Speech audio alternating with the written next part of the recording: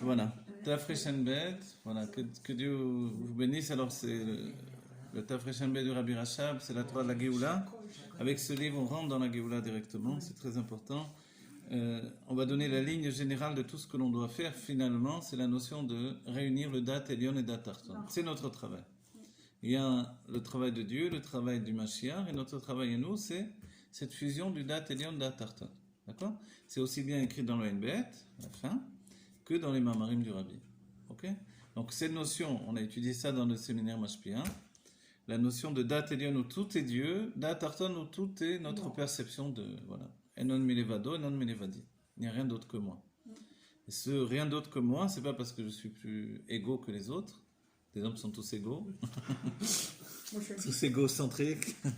Mais en fait, non, c'est parce que c'est comme ça qu'on perçoit les choses.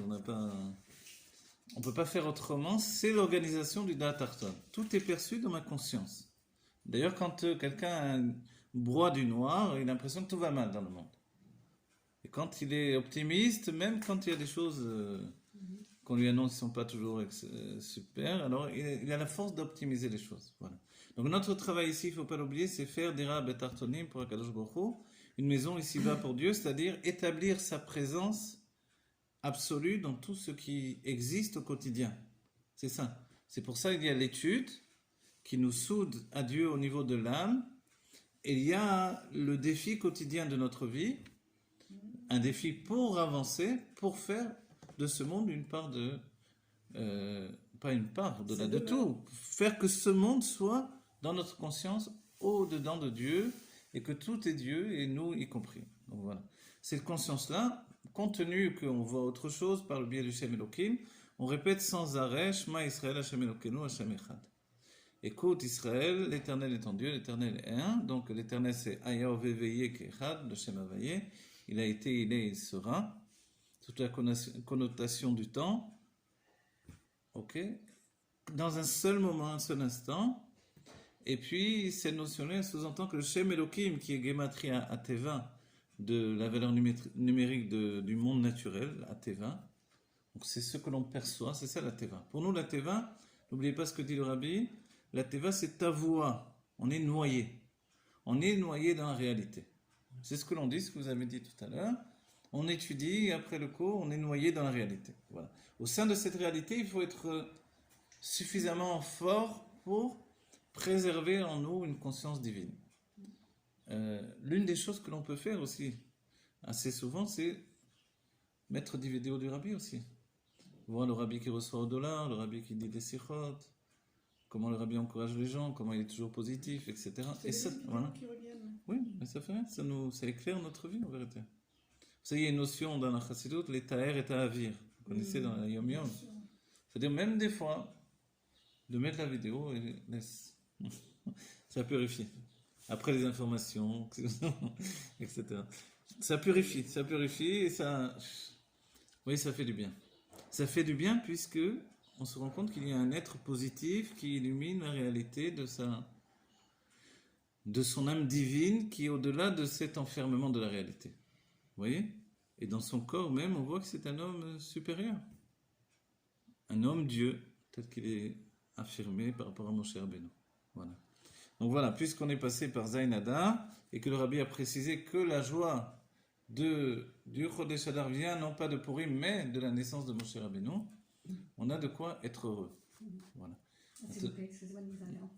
C'était Zayin Adar, l'anniversaire de ma fille, vous pouvez la bénir, et mon fils Daniel, c'est aujourd'hui. D'accord, que Dieu les bénisse, du mérite de leur mère, voilà. De son attachement à la Torah, au Rabbi, et voilà, et son avat Israël pour tous les Juifs. Voilà. Ah oui, alors que Dieu le bénisse, voilà, qu'il soit en bonne santé, qu'il soit très heureux, et chacun d'entre nous. Voilà, il faut souhaiter que du bien pour chacun. Comment on sait qu'on aime quelqu'un? C'est quand on voit qu'il est heureux, on n'est pas jaloux de lui, au contraire, on est heureux. Et ça, il faut s'éduquer à ça. On va passer un riche, on dit, ah bon, c'est comme ça que doit être un juif, c'est comme ça que doivent être les hommes, et c'est terminé. Qu'est-ce qui est terminé? C'est terminé le malheur. C'est terminé la vision régressive et négative. Vous voyez? Puisqu'on a tous des réflexes, On s'achète quelque chose et après on précise, tu sais, je l'ai eu en solde, hein, tu sais. Oui, On a tout de suite peur du NRA, Voilà, on a peur diminue de... les prix. Et voilà, Marie, on diminue les voilà. prix. Donc c'est une nature qu'on a, il faut au contraire dire non, j'ai payé très cher. Tu sais. Ouais, voilà. Je sais pas. On mentir pas. Alors, voilà, alors le kitsur du Tafreshenbet de ce qu'on a étudié, Daf Ain E, Vezeo de Chorma Meir Orenso Bekiru Dainu Ribu Yaor. On a parlé de tout ça, on a conclu par rapport à l'homme et la femme, puisqu'il faut rapporter les choses également à Eka ou à Maaseh. L'essentiel, c'est l'action. Donc en fait, c'est vrai qu'il y a cette notion de Chorma et Bina.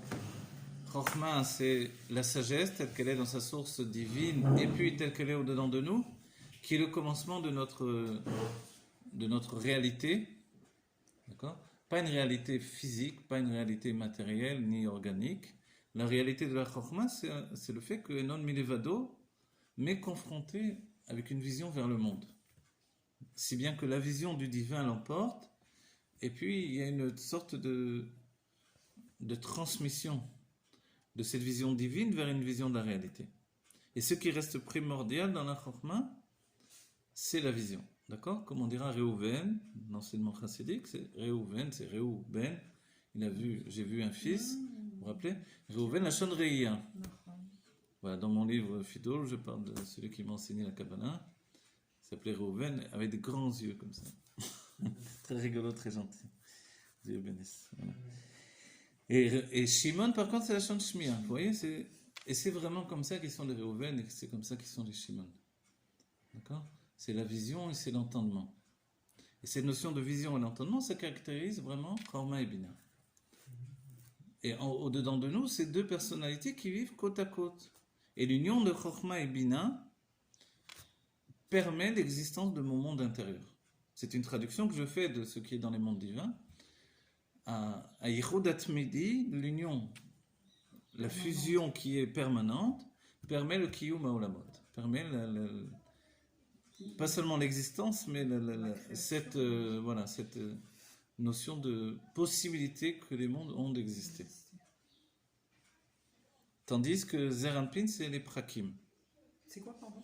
Les Prakim, alors je vous traduis, Zeranpin et la Malchut, leur union, donc Zeranpin, ce sont les sentiments divins, et dans les sentiments divins, l'union des sentiments et de la Malchut, c'est l'expression, la royauté. Dans ces notions-là, l'union, elle n'est pas constante. Elle est les prakim, c'est-à-dire, elle est espacée. De temps en temps, il y a des unions même imparfaites. C'est bien qu'il y a même une union ar-ve-ar. Vous voyez ? Il y a une union qui est dos à dos, comme deux combattants avec une épée à la main. Oui, c'est parce que c'est les sentiments. Voilà, c'est parce que c'est les sentiments. Donc ils luttent dos à dos parce qu'ils n'ont pas d'autre choix que de se mettre dos à dos pour affronter les ennemis. Et ils savent que dès qu'ils tournent le dos à l'ennemi, ils vont être attaqués. Vous voyez ? Est-ce que ça correspond aux chérubins qu'il y a sur l'arche ? Exactement, ça correspond exactement aux chérubins qui sont sur l'arche, qui représentent à la fois la notion de Shira Shirim, l'union entre Dieu et le peuple d'Israël, et à la fois les sentiments, les Kruvim du Aaron, les sentiments qui sont en nous. Quand ils se mettent dos à dos, forcément, c'est qu'ils sont dans le niveau des émotions. Et dans ce niveau des émotions, ils ne peuvent pas gérer ceux qui les attaquent par derrière. C'est-à-dire tout ce qui vient... On pourrait donner une image. Par derrière, c'est le passé aussi. Le passé qui m'attaque, je ne peux pas. Je ne peux pas me confronter à ce passé. Pour lutter contre le passé, j'ai besoin d'être dos à dos avec celui qui s'associe avec moi. Il n'y a plus lieu de lutter contre. Non, je sais. Je vous explique la structure. Voilà. Et grâce, quand vous dites il n'y a plus lieu, je vais vous dire sur quoi c'est basé d'après la Kabbalah. Grâce justement au manteau de la Bina, ça s'appelle le malbouche de la Bina, Zeranpin et la Malchut peuvent s'unir face à face. Cette union face à face, c'est-à-dire l'union face à face, vous comprenez ce que ça veut dire ? C'est quand les sentiments, la parole et l'action sont en harmonie. Voilà. La personne s'est simplifiée, il n'y a plus de lutte et c'est une union face à face. Donc face à face, on entend que leur dos maintenant est découvert. Et pourtant, malgré que le dos est à découvert, ils n'ont plus peur. Pourquoi ? Parce qu'il y a la Bina avec son manteau qui les protège. Et qu'est-ce que le manteau de la Bina ? Le manteau de la Bina, en fait, ça représente la réflexion intellectuelle. C'est pour ça que c'est essentiel. On ne peut pas arriver aujourd'hui à la Géoula, à la fin des temps, sans avoir une Idbonenout chassidite qui nous protège en fait de ce monde qui nous attaque par derrière. Vous comprenez? Donc la force même de gérer l'inconscient, si on veut, en termes de psychologie, ou le passé tout simplement, notre passé, avec tout ce que l'on n'a pas digéré, etc. Le seul moyen, c'est justement d'avoir une réflexion intellectuelle qui vient de la Bina. Et l'intériorité de la Bina, c'est l'intériorité de Atik. Atik, c'est vraiment en dehors de l'existence, Menotak, séparé. Vous voyez? C'est ce qui relie en fait Chorma et Bina dans une fusion adulte et essentielle, et qui permet à la Bina de s'élever au-dessus de la Chorma. Vous comprenez? J'essaie de vous imaginer les choses, d'imager, pardon, les choses. Imaginez aussi. Donc toutes ces notions d'explication, évidemment, elles sont reliées à notre personnalité intérieure, qui est notre âme, et notre âme dans le corps se confronte à la personnalité du corps. Et le corps propulse l'âme dans une réalité organique qu'elle ne connaît pas au départ, et qui la confronte avec la présence de l'essence qu'elle ne connaît pas dans les mondes divins. D'accord? Même si l'âme, c'est une projection de la lumière depuis l'essence, en attendant le mouvement même de cette projection a occasionné un détachement de l'essence vers l'éclat de la lumière, le dévoilement. Et le dévoilement, il peut occasionner justement une sensation de haut et de bas. Vous voyez? C'est-à-dire de séparation et de retour vers le divin. Comme on a vu, on en a parlé la dernière fois, le temps, au niveau de l'âme, c'est cette sensation-là. D'un certain point de vue, est-ce qu'on pourrait dire que le corps aujourd'hui est prêt à discuter avec l'âme et à l'inviter justement à rentrer intégralement en nous? Oui, Si sauf que voilà, l'éveil du corps se fait par le biais de l'âme. C'est ça qui est extraordinaire. Le Tanya nous le dit. Donc c'est l'inverse. Non, en fait, c'est c'est pas vraiment l'inverse. C'est qu'il y a un commencement, il y a une suite. On est dans la suite aujourd'hui. Mais le commencement est qu'il faut privilégier son âme, donc mettre en avant son âme, pour pouvoir être détaché du corps et pouvoir influencer dans le corps sans être corrompu par le corps lui-même. Vous voyez? Par le plaisir. Voilà. Et le corps, c'est l'essence. Et c'est parce que l'essence se trouve à l'intérieur du corps qu'il a cette force de, entre guillemets, de corruption. La corruption, c'est simplement que j'ai pas assez de recul pour pouvoir juger de manière optimale, de manière objective. C'est ça. Vous voyez? C'est pas juste qu'on achète quelqu'un. Le Rabbi le dit dans une série. C'est pas juste d'acheter avec de l'argent une personne. C'est que elle est tellement investie dans ce que vous dites, par exemple, qu'elle n'arrive plus à être objective. Elle voit tellement votre vision des choses qu'elle n'en voit plus ce qu'elle devrait voir de l'extérieur pour pouvoir vous conseiller correctement. C'est une corruption, pas dans l'idée mauvaise de corruption, mais quand même une corruption. Oui. Et le corps occasionne... Corruption dans la Toda. Voilà. Corruption, c'est corps. Vous voyez, le corps. Éruption, je ne sais pas ce que ça veut dire. Parce que un médicament, sans doute. Éruption. Donc le corps fait éruption dans l'âme. Voilà. C'est pas la stam, c'est vrai que chaque mot, il y a vraiment une racine dans les choses, c'est pas rien. Donc le corps peut donner une corruption de l'âme. Et dès ce moment-là, l'âme ne fait pas son travail avec le corps, puisqu'elle est prisonnière dans le corps. Et alors elle ne peut plus influer et influencer sur le corps. Donc influer, c'est entraîner justement l'infini qui se déverse dans le corps. Et le corps confronté à cet infini doit fournir en fait une source d'infini qui lui appartient. Vous comprenez, le corps, c'est le réceptacle essentiel de l'âme.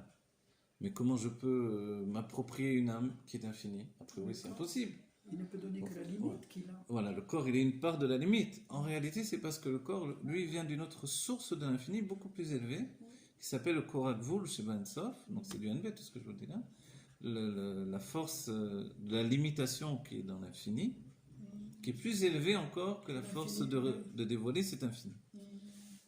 Et compte tenu qu'il y a un voile, le corps est construit comme les réceptacles, par un détachement justement de sa source. C'est pour ça qu'il nie le divin de manière naturelle, et il dit de lui-même, comme exactement dans Yecheskel Hanavi, quand il parle de Pharaon, il dit, voilà, Li Neori Vani Asitini. Moi, à moi est le Nil où je suis le Nil, et moi je me suis fait moi-même. Il a raison d'un certain point. Il a raison, compte tenu que le corps pense ça de lui-même. Pourquoi? Parce qu'il n'est pas justement en relation avec la source qui lui a donné naissance. Il est détaché de cette source, à l'image des Kélim. Donc, Exactement. voilà. Les réceptacles les plus élevés. Voilà, exactement. Alors, Donc, l'âme, elle est là pour juste redonner la mémoire au corps, de façon à ce qu'il soit complètement complémentaire et indépendant l'un de l'autre. Le but, c'est pas qu'ils se fondent l'un dans l'autre. Il faut alors, garder leur voilà. structure à chacun. Il y a aussi une chose, c'est qu'il y a eu des époques dans le peuple juif.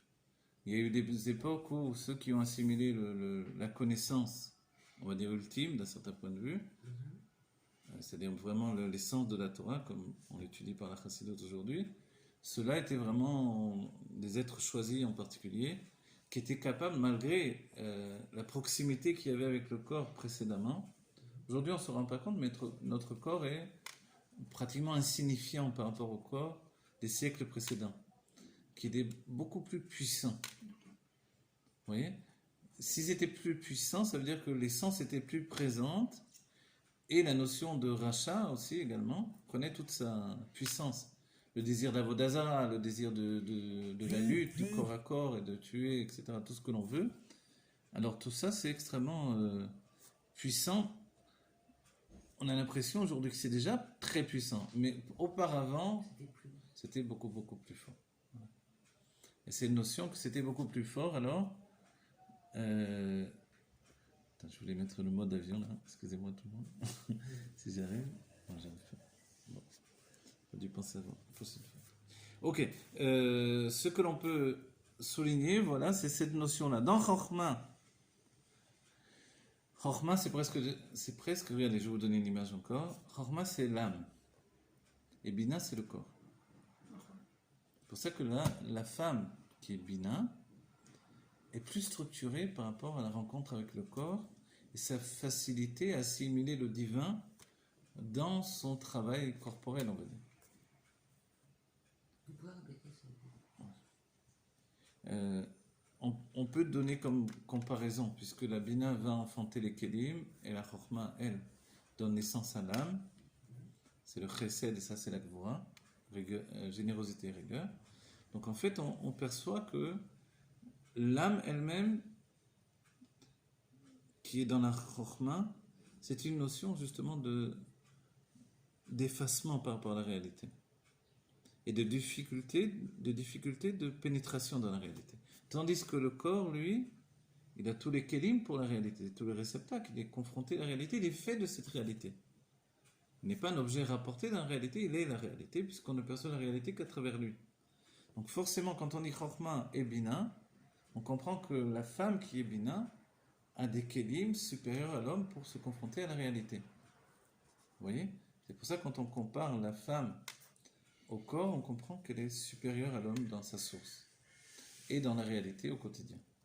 Vous voyez ? Donc voilà. Cette définition-là, elle nous laisse penser également que la notion d'âme dans la Chokhmah, c'est quelque chose d'essentiel. L'âme de la Chokhmah, c'est la conscience de la vie spirituelle, mais dans l'abandon, non pas dans le travail. Tandis que la Bina est axée sur la notion de travail.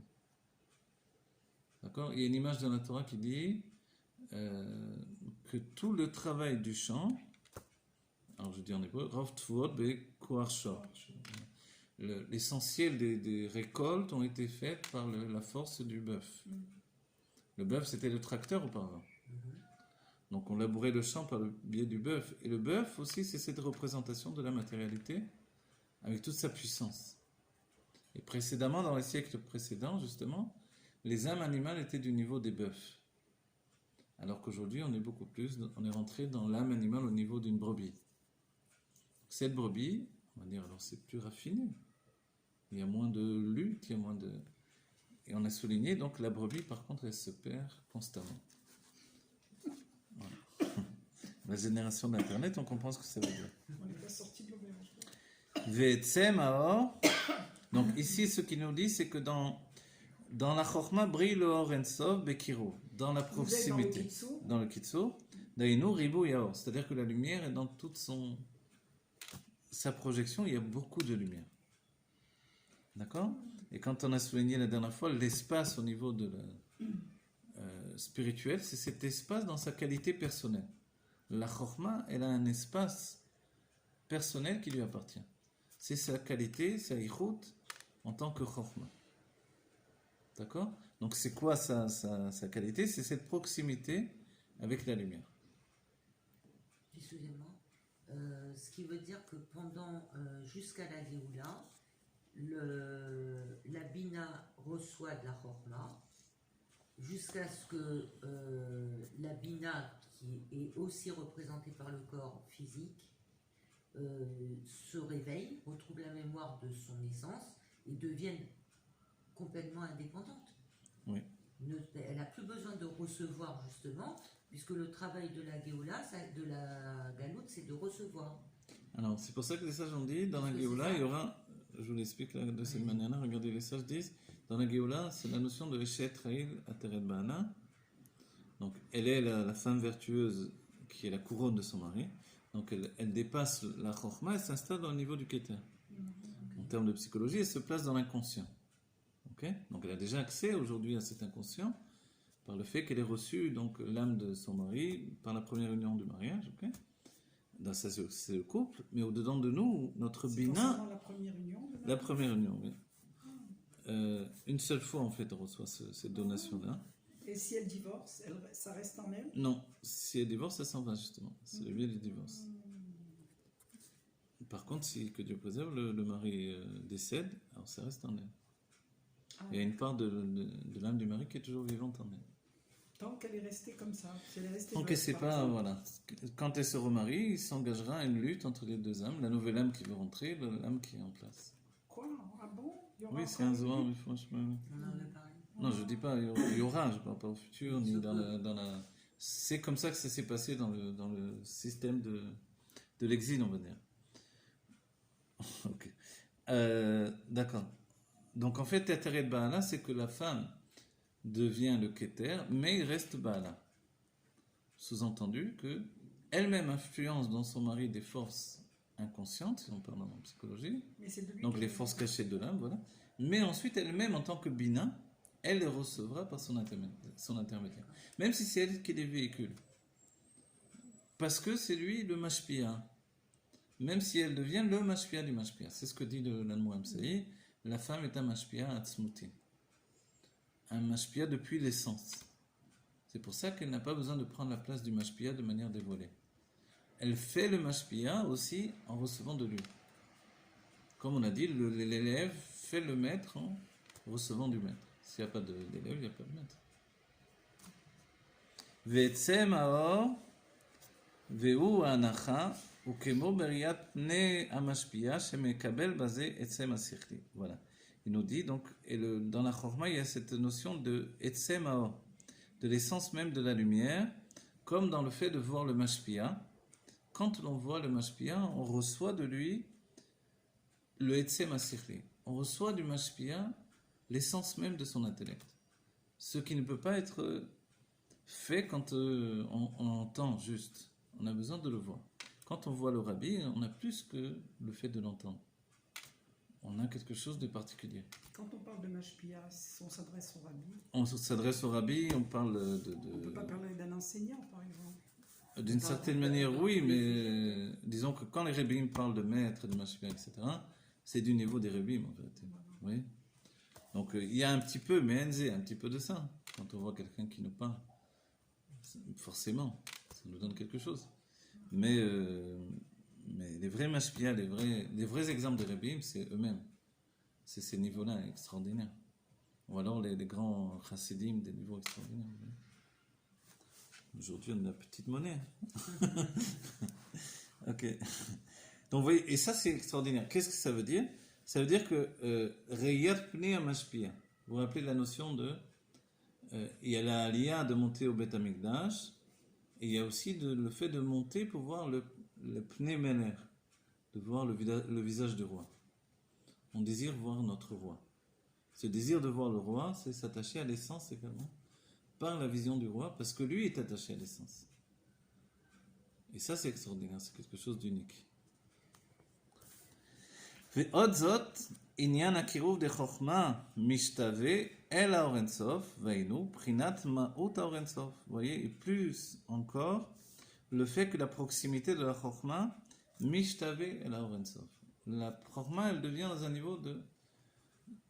Mishtavé, c'est-à-dire elle est Beshivayon, donc en français on dit elle s'ajuste en fait. Elle est au même niveau que l'Or Ensof. Comprenez?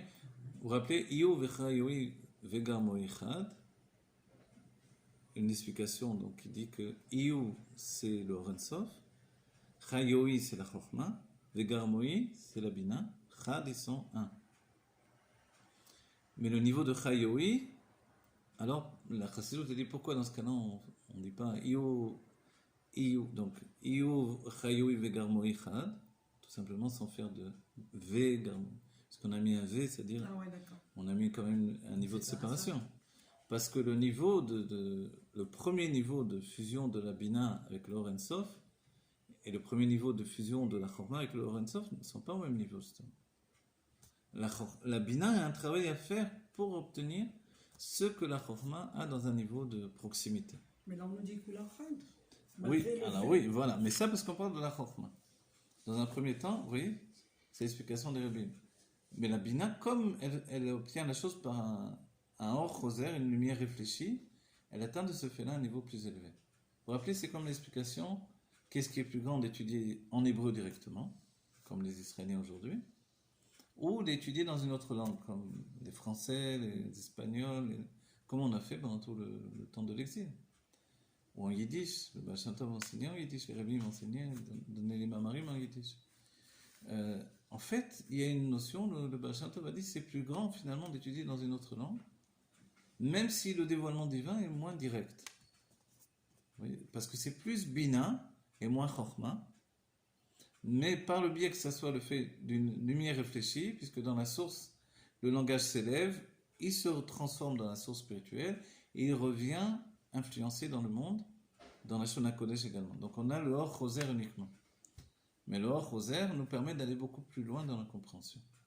La lumière réfléchie atteint un niveau de proximité encore plus grand, mais d'une manière différente. Parce qu'il y a un développement. Parce qu'il y a une traduction qui est faite. Vous vous rappelez, on a dit, la traduction, c'est vrai que c'est une trahison, entre guillemets, mais c'est un moyen de s'accaparer la chose également de manière personnelle.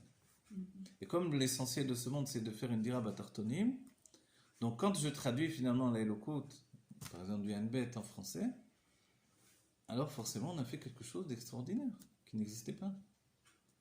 On n'a pas fait juste une traduction mot à mot pour faire un livre que personne ne va comprendre. On essaie d'aller plus loin, de comprendre. Et ça, cette notion d'intégration du sujet dans notre bina nous permet d'aller plus loin que ce que l'on pourrait atteindre en étudiant en hébreu directement. Oui. Et moi, je l'ai dit quelquefois dans les cours, pour avoir étudié avec des Mekoubalim, des gens qui connaissaient la Kabbalah par cœur, etc. Donc il y avait déjà un bagage extraordinaire pour étudier en hébreu directement, et étudier avec des Français qui ne connaissaient pas la Kabbalah. À chaque fois, ils remettaient tout en question. Pourtant, la compréhension était plus grande avec les Français. Vous voyez? Ça paraît faux, mais en fait c'est comme ça. Et c'est l'histoire du judaïsme. Parce qu'avant tout, on a une Torah chez Baal Pé, que cette Torah chez Baal Pé, cette Torah orale, elle est basée sur le fait de la discussion. Et la discussion, c'est ce qui a grandi le peuple juif. Vous voyez, c'est pour ça que la halakha n'est pas d'après le Talmud de Yerushalmi, qui est de l'ordre de la Réya, mais du Talmud Bavli. Parce qu'alors on intègre les choses, on donne des kélim, des réceptacles. Et c'est là où les femmes ont un rôle à jouer, particulièrement dans notre génération. Auparavant, il suffisait que le mari connaisse la Torah, dans d'autres siècles, c'est une sikha du Rabbi, et qu'il a fait aux femmes d'ailleurs. Mais ensuite, à partir de notre époque, on va dire 50 ans en arrière, les femmes elles-mêmes ont accès à la connaissance. Et puisqu'elles ont accès à la connaissance, elles veulent tout savoir également. Et leur faculté, c'est de tout assimiler, de tout intégrer dans la réalité. Ce que n'avaient pas de manière naturelle les hommes. Donc ça a entraîné également les hommes à donner une Torah qu'il faut attacher à la réalité et retraduire dans la réalité. Tout au moins au niveau des émotions. Voilà. Ces difficultés occasionnent qu'on se place également un peu à la croisée des chemins, mais dans la difficulté également d'habiller les choses dans la réalité, chacun avec sa finesse ou sa grossièreté. C'est pas évident. Ok, on prend parti aujourd'hui dans notre époque. Il y a des époques où on prenait moins parti. On était plus soumis à l'enseignement des maîtres. Aujourd'hui, même quand on est très soumis, on a sorte d'obligation de prendre parti pour ce que l'on enseigne et ce que l'on doit... On prend parti dans notre soumission, c'est-à-dire avec les autres, je veux dire. Avec les autres, Bah expliquez-moi. oui, parce que les autres enseignants aujourd'hui ont gardé le même statut, ils sont les mêmes. À faire peur, à ne d'accord, pas bon, accepter les choses, à ne pas accepter par exemple que le rabbi c'est Mashiach, des trucs comme Bon, mais ça. c'est pour ça qu'il y a des shlavim. Ces shlavim, ces étapes progressives, font aussi qu'il y a un bureau qui est fait par le temps lui-même. Moi, je me rappelle des paroles de la Kabbalah, les Mekoubalim disaient soit tu es metaken et tatzmecha, soit tout seul tu fais le tikkun de ta personne, soit ne t'inquiète pas, Dieu va s'organiser pour, Ça va se faire. voilà, pour les taken. Donc il vaut mieux que toi-même tu le fasses. Et d'une certaine manière, les choses elles avancent comme ça dans ce sens-là. Et on voit tout ce qui se passe dans le monde, c'est bien qu'il y a un tikkun qui se fait de manière générale, etc. Et nos partis pris de tous ces événements de l'actualité, de la réalité, etc., c'est également lié à notre conception de la Torah. Comment vous dire? Regardez, moi, j'ai pas envie de faire l'actualité, alors que beaucoup de ramenim le font l'actualité, qui sont sur Internet. Parce que justement, tout ça pour moi, ça ne doit pas bouger ni à droite ni à gauche notre Torah. Notre Torah doit s'intégrer dans notre vie pour que l'on devienne plus fort. Donc les mouvements de l'humanité, ce qui se passe dans le monde, ne nous mènent qu'à une seule conclusion, la Géoula Ametit Vashlema. Donc plutôt que de rentrer dans les soubresauts de l'actualité, moi je préfère rester attaché à la Géoula, c'est tout, point final. Voilà. C'est mon parti pris. Mais vous voyez, c'est un engagement, chacun doit s'engager d'une manière ou d'une autre. Je me rappelle un rave qui disait, moi mon métier c'est de connaître l'actualité. Donc, chacun son métier, oui. Donc on choisit son camp. Choisir son camp, c'est aussi choisir sa place dans la Géoula. C'est dès maintenant. Vous comprenez? Mais c'est voilà. Exactement. Et c'est vrai qu'il y a quand même une sorte de parti pris personnel qui vient du corps, qui vient de la couleur de notre âme, qui vient de la perception des émotions dans la vie, de l'avancée de nos sentiments, etc., etc. Et de la manière que l'on a de se simplifier tout en restant raffiné. Vous voyez? C'est-à-dire, l'idée de la chassidoute, c'est que la simplicité, elle doit être raffinée par l'intellect. C'est la chassidoute rabbin. Auparavant, la simplicité était un don de Dieu qui était accordé à des gens simples, qui portaient avec eux aussi en même temps une certaine grossièreté. Mais compte tenu qu'ils étaient simples, la grossièreté ne dérangeait pas. Aujourd'hui, on a l'occasion, avec l'intellect, puisque tout le monde est intellectuel aujourd'hui, parce que tout le monde a été à l'école, soit de choisir la grossièreté, soit le raffinement. Chacun d'entre nous, il est donné ce choix-là. Oui. Donc plus personne ne peut dire dommage, j'ai pas eu dans ma vie les cartes et les possibilités de me raffiner, de m'améliorer. Non, il y a trop de diffusion dans les réseaux sociaux pour dire que ça s'est pas adressé à moi. Tout le monde peut, par la psychologie, par les coachings, par les ci, par là. Donc le monde peut atteindre un niveau de raffinement sans précédent. Donc nous, dans la Torah, on doit être également de plus en plus raffinés. Et c'est pour ça qu'il faut traduire les choses et s'avancer de plus en plus. Ok? Et ça, ce travail, c'est pas la chorma forcément, c'est la bina qui le fait. Donc la bina est active, mais elle choisit soit de se détourner de la chorma, de s'en séparer totalement, soit d'être capable de transformer la bina par la part de présence de la bina. De transformer la chorma par la part de la présence de la bina dans la chorma. Vous comprenez ce que je dis ou rien du tout? Alors je recommence. De toute manière, elle ne peut le faire que par la bina qui est dans la Voilà. chorma. On a en nous chorma et bina, d'accord? Il ne faut pas toujours qu'on pense au couple, sinon ça nous envoie la tête aussi. On a en nous chorma et bina, d'accord? Ma chorma est basée sur des évidences. Enon midevado, point final, laissez-moi tranquille. Avec vos histoires. Ok. La bina, elle, c'est bien que non, au contraire, justement, on est sans arrêt confronté à une réalité informatique, d'information. Vous voyez les mots de la génération, c'est ça? L'informatique, l'information, etc. Voilà. Voilà, la forme, exactement. La modulation de la forme. Et c'est le koharma qui est modulé. Bravo. Donc en fait, la bina, elle choisit soit le camp de la réalité, soit le camp de ce qui dépasse la réalité et qui pourtant peut par le biais de la Mila, justement rentrer dans la réalité, s'imposer à la réalité. C'est le choix que l'on a à faire aujourd'hui. C'est ce que l'Admour Azaken dira, il s'agit de l'Eidbonen. Et le Rabbi le traduira lorsqu'il dira qu'on doit tirer de toute chose un enseignement pour le service de Dieu, qui plus est de la Torah, mais également des choses qui peuvent arriver dans le monde. Aujourd'hui, tout le monde est confronté à une maladie qui fait peur, ok. Mais il y a d'autres choses qui font peur également. La pire maladie, c'est le quotidien, qui peut tuer la personne dans l'ennui, dans l'endormissement et dans le détachement de l'Elokut, de la divinité.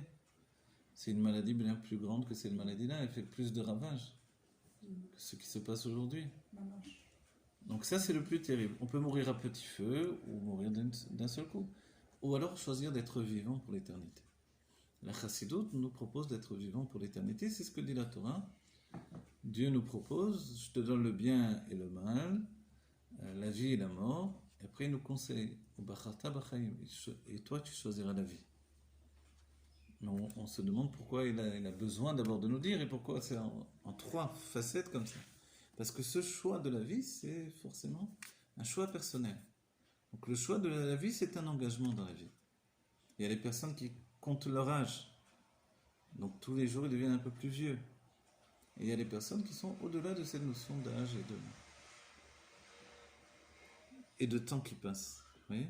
Donc l'intégration du temps, c'est toujours une notion de perception. Si on a l'idée d'une perception du temps, c'est que on est capable d'être au-delà du temps. Vous vous rappelez ce qu'on a dit? Le temps dans l'âme, spirituellement, c'est cet aller-retour entre le néant et l'existence. Et ça nous donne la jeunesse éternelle. Et ça nous donne la jeunesse éternelle. La jeunesse éternelle, chacun doit se dire comment je me vois à mes propres yeux. Est-ce que je me vois comme un vieux? Est-ce que je me vois comme un jeune? Très jeune. Voilà. Alors regardez, moi je me ressens encore jeune devant moi. Et c'est vrai que quand je me regarde dans la glace, ça me fait quelque chose. Mais non, mais moi je vous vois très jeune. Vous êtes gentil, mais j'arrive pas. C'est pas gentil, je vous dis. Franchement, je vous vois très jeune. C'est ce qu'on me dit, c'est vrai, mais moi. Ah, mais voilà.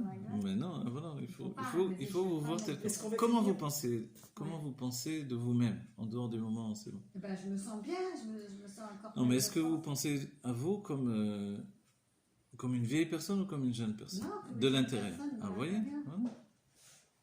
Moi, je me vois pas comme une vieille personne, j'arrive pas. Je me vois. Vieille personne. Oui, je me vois pas comme une vieille personne, c'est-à-dire, je me vois pas. Mais les gens sont vieux à 20 ans aujourd'hui, vous vous rendez pas compte? C'est ça? Les gens sont vieux à 20 ans. Ils sont blasés, ils en ont marre, ils ont plus de vie. Tant qu'on a des projets de vie, on a envie de faire des choses et puis on sent qu'on a tellement à apprendre de chacun qu'on a. Mais si on se voit, ça va pas. Puisque vous parlez d'avoir été, d'être et de. Tous les temps, on a le même instant, on est au-dessus du temps, donc on n'a même plus à se voir. On est, c'est tout, et en étant, Voilà. il n'y a plus de temps qui déjà va venir dans la corrosion de ce qu'on sait. En fait, ces notions de voir, c'est une parole de Chokhmah, excusez-moi, d'être un homme, de parler comme un... Mais le voir en question, c'est vrai que c'est pas juste comme... c'est comment je me ressens, vous voyez? Comment je me ressens, c'est comment je me situe. C'est ce qu'a dit le... On se limite, et en se Oui, non, limitant, mais de temps en temps, on fait le point. C'est à ce point. moment-là qu'il y a le vieillissement, la jeunesse, Non. on est au-delà de ça. Je suis d'accord avec vous. Mais Il de faut temps en rentrer dans temps, une autre vous savez, je vous conscience. donne une image. Vous vous retrouvez devant un vieux monsieur. Comment vous vous sentez? Moi, je me sens comme un enfant tout à coup. Je me rends compte que je suis dans mon intérieur un enfant. Vous voyez? Et le Rabbi Rachab a dit, le juif est un enfant, et plus il grandit, plus il s'en aperçoit. Cette notion-là. Mais c'est terrible parce que moi, des fois, j'entre dans un truc où je vois que des personnes âgées et je me dis, ah, ma fille, non, on ressort d'ici parce que je peux pas du tout, ils sont tous très vieux. Attendez. Et je me genre, c'est même, je dis, mais je suis femme, c'est quoi ça? Et le Rabbi a parlé de ça, cette notion d'âge intérieur. C'est l'âge intérieur qui nous définit. Mais c'est bizarre parce que quand moi je vois des personnes âgées, je vois des enfants. C'est beau ça. C'est beau parce que tu as de la rachamim, peut-être. Non, mais ça veut dire vraiment c'est un retour à l'enfance. Donc je vois des enfants. Ouais, Ça, c'est c'est- magnifique. Je vois pas des personnes. Ok, alors vous voyez tout ça, de quoi on parle? On parle de Chokhmah et de Bina. Exactement, la perspective de la Bina est tout à fait différente que la perspective de la Chokhmah. La Chokhmah voit, elle analyse, elle intègre. La Chokhmah n'a même pas droit de Elle vision. n'analyse pas, la Chokhmah. Elle analyse d'une manière immédiate. Ça s'appelle l'analyse de la Chokhmah. Il y a une Le Rav intuition. Gizbour, il dit bikoret, la bikoret. Ah, En hébreu. Alors, une je sais pas comment- critique un peu. Voilà, la critique de la Chokhmah. Vous avez dû vous rendre compte, les hommes sont très critiques. Ils sont tranchants. Ils sont touchants. Parce qu'ils ont besoin de ranger dans leur tiroir les informations et de ne pas avoir à revenir dessus. Voilà. Donc, quand ils reviennent sur une information, sur une personne, c'est une remise en question. Et la remise en question, elle n'est pas dans la Chokhmah, elle est dans la Bina. La Bina, elle est tout le temps en train de se recommencer. Elle n'a pas peur de se recommencer. Elle est construite comme ça. Mais la Chokhmah aime bien avoir des évidences qui la tranquillisent. Et c'est comme ça. Pourquoi? Parce que elle n'a pas la force de perdre du temps. C'est-à-dire de s'éparpiller. De délaisser l'attachement à sa propre personne. Et c'est là où c'est très étrange ce que je vous dis, c'est que la Chokhmah, malgré qu'on a comparé à l'âme et la Bina au corps, de ce point de vue-là, la Chokhmah ressemble au corps. Le corps, lui aussi, n'a pas cet état de gaspillage de sa personne, de donner ses forces pour rien, de s'éparpiller. Dans l'enfance, on a tous ces éléments-là. L'enfance se gaspille, et après il s'écoule, d'un coup. Mais le corps en lui-même, on voit en grandissant, il acquiert en fait cette notion d'immobilisme. Et plus les hommes pensent, et plus ils deviennent immobiles. Oui. Excusez-moi, vous parlez de la Bina, là. Là, j'ai parlé de la Chokhmah. Si bien que la Chokhmah, tout à coup... Oui, j'ai dit le contraire, voilà. C'est que je dis le contraire de tout à l'heure. C'est ça qui est important, c'est la Chassidut Rabbah. Une chose et son contraire constamment, c'est qu'il y a dans la Chokhmah, malgré tout, quelque chose qui l'identifie au corps. C'est l'état, on va C'est dire... la Bina qui est en elle. Non, c'est l'état primaire de la Chokhmah. Comme on a dit, la vision caractérise la Chokhmah. La vision, quand on voit une chose dans la Chokhmah, elle est devenue immobile. Elle est comme ça et pas autrement. Vous voyez, c'est ce que les sages diront dans la Gemara.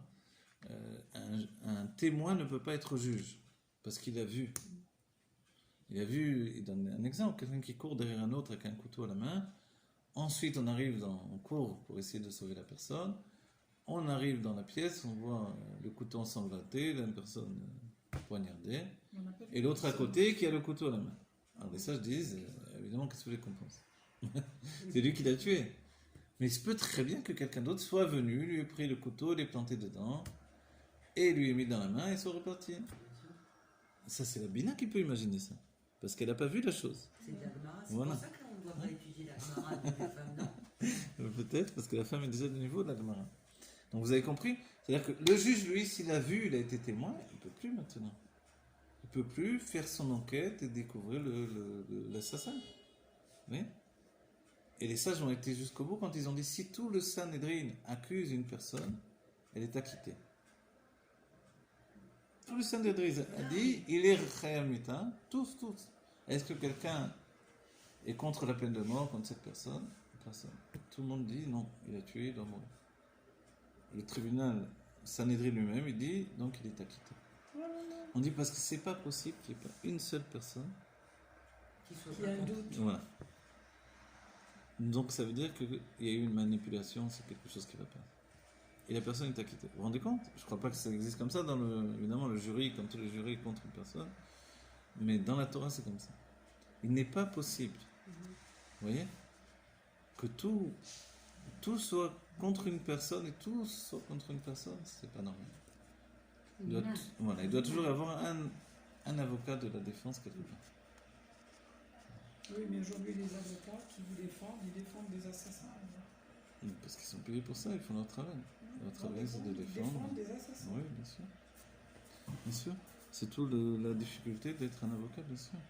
Mais d'un certain point de vue. C'est peut-être aussi un peu à cause de la Gemara. Non, c'est l'assassin d'un certain point de vue, il a été commandité par. Voilà, c'est une commande, quoi. Ah oui, c'est une situation. Ben oui. L'avocat, il est un assassin. L'avocat aussi, s'il est payé pour défendre un assassin, il est devenu l'assassin de l'assassin. Parce que si on tue, il vaut mieux être tué soi-même que de continuer à tuer. Ou de s'en tirer. Qu'est-ce qui est mieux pour une personne qui a tué? Avec préméditation, il vaut mieux qu'elle meure et qu'elle soit lavée de ce crime. Non, l'avocat, il lui rajoute de la vie et il sort fier, etc. Donc il rajoute à son tourment, en fait. Vous avez dit que la Chorma, elle avait un attachement particulier au corps. Oui. Cet attachement, c'est le plaisir. Voilà, c'est la notion de plaisir qui se trouve de manière évidente dans le corps immédiate. Et le terme immédiat. Il y a des notions qui se vivent dans la Chorma et dans le corps, vivent intensément l'instant présent. C'est pas Bina. La Bina est toujours en projection. La Chorma, non, elle veut vivre l'instant présent. Et le corps est dans la même nature. Quand il dort le matin, il ne veut pas du tout se lever. Il veut dormir.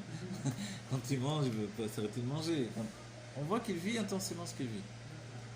Et l'âme, non, elle est compliquée, elle est toujours morcelée, toujours. Parce que l'âme, elle est en plusieurs parties, en fait. Le corps, c'est un seul bouche. Malgré qu'il a plusieurs membres, mais c'est un seul corps.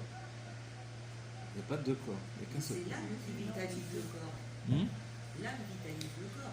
C'est ce que l'on croit, mais il y a des conclusions du corps qui ne lui appartiennent qu'à lui, justement. C'est ce que dit le Tzemar Tzedek. C'est-à-dire que le corps a son propre mode de vie personnel.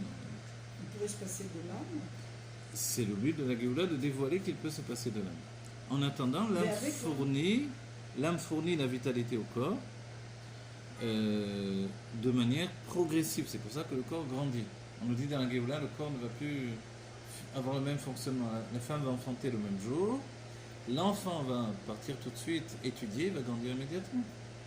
Pourquoi? Qu'est-ce qui se passe? Le Baal Shem Tov, c'est comme ça. Hein? Le Baal Shem Tov. Quoi le Baal Shem Tov? Mais moi j'ai lu qu'à 3 mois déjà il parlait. Si, je l'ai lu. Ah, mais tant mieux. Bon, c'est bon. Non, oui, ça c'est le dévoilement de l'âme dans le corps, ou même du corps en lui-même. Ok. C'est un état de Géoula vécu dans la réalité. Donc en fait, l'âme et le corps en Galoute ont une structure qui n'est pas encore entièrement dévoilée. Exactement. Ils sont Bravo, en vous êtes- devenir. L'âme et le corps dans Mais ils l'exil, sont en ce n'est pas dévoilement, l'âme et le en corps dans la dévoilement. Géoula. Exactement. C'est pour ça ce livre est essentiel. Moi je me rends compte. Oui, j'écris des livres, j'écris des romans dans lesquels je mets les enseignements du Rabbi, les enseignements de la Nourazaken, de Rabbi Rachab. Parce que finalement, il faut qu'on avance également et que ça aille vers chacun. Ok. Mais en réalité, c'est l'aide bonne et nôtre que l'on fait sur ces sujets-là, la réflexion, qui va nous mener vers notre propre Géoula. Vous voyez? Donc, avancer vers ces sujets de manière à les intégrer, à les comprendre, à les digérer, à les développer, c'est notre travail en tant que Bina. Et ça nous structure Et aussi. ça nous structure et puis ça nous donne un... Vous voyez, en hébreu, on dit un makom, un endroit.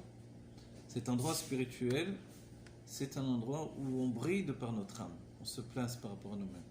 C'est essentiel. D'accord? Là, il y a un livre qui est sorti déjà, mais qui s'appelle Tova, où j'ai pris les enseignements de... Qui s'appelle Tova ou l'éveil de la conscience. Vous l'avez pas encore lu là? Je vais Tova, Tova ou l'éveil de la conscience. il est de qui? Où j'ai... De moi? Vous en avez jamais parlé en fait. Moi, Ah, je vous en ai oui, jamais moi, parlé. je- Ah oui, bon, voilà. Celui-là, c'est un roman, et il parle justement de la fusion du Dat et Ah, du c'est un Datarton. roman. C'est-à-dire Voilà. que c'est Il pas Il un parle, voilà. enseignement. Mais à la Si, fin, c'est ça un finit par la enseignement. Géoula du Dat et du Datarton. Dans le livre, à la fin, on finit par la Oui, Géoula. mais Voilà. j'ai compris ce que tu veux dire, c'est un enseignement. Mais Il y a des gens qui ont besoin de passer par là. Ils n'iront jamais, ils ne viendront pas écouter les cours. Vous Ouais. comprenez? C'est pour eux, mais pas seulement pour eux, je vous dis la vérité. Pour vous, Voilà. c'est très agréable parce que ça se fait d'une façon très légère en apparence. C'est une shlichut. Ma shlichut, elle est dans ce sens-là. Moi, je trouve ça magnifique. Mais c'est très important parce que ça définit également un espace d'imagination dans lequel on draine des tas de couleurs, des tas d'émotions, des tas de choses que l'on ne pourrait pas exprimer dans la vie et qui font partie de notre vie. Tova, c'est son Tov, c'est le Tov de la Géoula qui va se dévoiler. oui, non, j'ai compris. C'est-à-dire, c'est pas. C'est une jeune fille qui s'appelle Tova, Ah, d'accord. qui arrive à la fin du livre uniquement et qui apporte en fait tout le sujet de la Géoula dans le livre et dans le monde. Je vous en avais pas parlé du tout? Non, c'est la première fois que- Alors je vous le dis maintenant. Si tu le commandes, je te ferai éclairer, tu me le commandes. Moi, je veux bien. On va mais- créer un livre. Amazon. Ah, moi, non, je donne pas mon truc, ma carte de visite à mon mari. Non, mais je l'ai commandé, vous l'aurez bientôt si Dieu Ah veut. oui, Voilà. ça, oui. Alors, ok. Ici, alors, je vous fais une parenthèse de ce livre pour vous exprimer ce que j'ai écrit là-bas. L'idée du livre est passée en passant devant la mer ici à Natania. J'ai eu l'idée de ce livre. C'est la sensation de la mer, etc. Et tout tourne autour de la mer. Et après, dans le livre, alors, il y a beaucoup de choses que j'ai fait. À chaque fois, j'étudie beaucoup pour avoir des éléments pour les livres. Et le sujet, c'est vraiment au début, je mets l'enseignement que le Dat Elion et le Dat Tarton doivent se réunir. Et que c'est comme ça que donc la Géoula doit se faire. Et le livre, il rentre dans un monde tout à fait autre. C'est un professeur qui est un grand savant de la mécanique quantique, on va dire, de la science quantique, etc. Et qui va le premier capturer des âmes. Vous vous rappelez, je vous avais parlé de ça? J'ai vu une katava, un écrit des physiciens quantiques qui ont dit qu'on peut prouver qu'il y a des âmes. Ils n'appellent pas ça des âmes, justement. Le livre parle beaucoup de ça. Ils appellent ça des consciences. Les consciences qui étaient dans le corps n'ont pas disparu, ils se trouvent dans l'espace. Vous vous rappelez de ça? Voilà.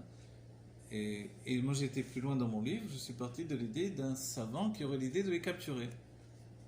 Voilà. Vous allez leur donner du... Voilà, alors, non. J'ai le choix. Mais à la fin, c'est la Géoula.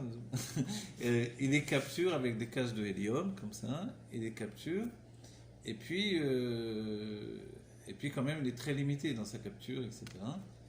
Et intervient une jeune fille, parce qu'il va perdre son projet, parce qu'il a organisé en fait une coopération internationale. Pour Une association de voilà. malfaiteurs. Voilà, internationale. Le monde s'associe pour financer son travail. Mais lui, il a beaucoup de mal à communiquer avec ces consciences-là. Il ne veut pas les appeler des âmes. Et les gens commencent à l'attaquer dans le monde entier en disant qu'il capture des âmes, il capture des fantômes. Et toute cette idée que l'on a. Mais vous êtes un Potter, visionnaire, Harry Potter en parce que c'est ce qu'on est en train de dire. Ah oui, bon. Et finalement, donc son associé financier, et le monde l'oblige à avoir un associé, un autre professeur qui vient l'aider. Et ce professeur, c'est une jeune fille. Ne nous racontez pas tout. Vous faites en hébreu ce Voilà. livre-là? Non, c'est pas Tova. Ah, là, il faut pas nous raconter tout. Voilà. C'est une jeune fille qui va faire basculer tout le système. Voilà. Parce qu'elle est Tova. C'est pas Et parce Tova. qu'elle a vu Non, beaucoup. le secret du truc, c'est que Tova, elle arrive qu'à la fin. Ah, d'accord. Tova, c'est un personnage, une âme, enfin, vous verrez dans le livre. Il y a le rabbi même dans le livre. J'ai intégré le rabbi au 770, etc.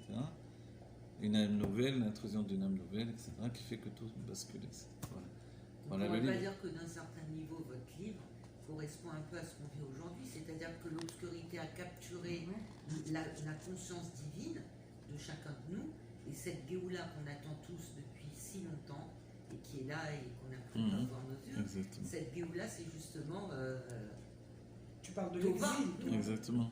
Alors, voilà. C'est ce qu'on est en train de dire. Vous vous rappelez, on a fait le séminaire Mashpia, Mashpia.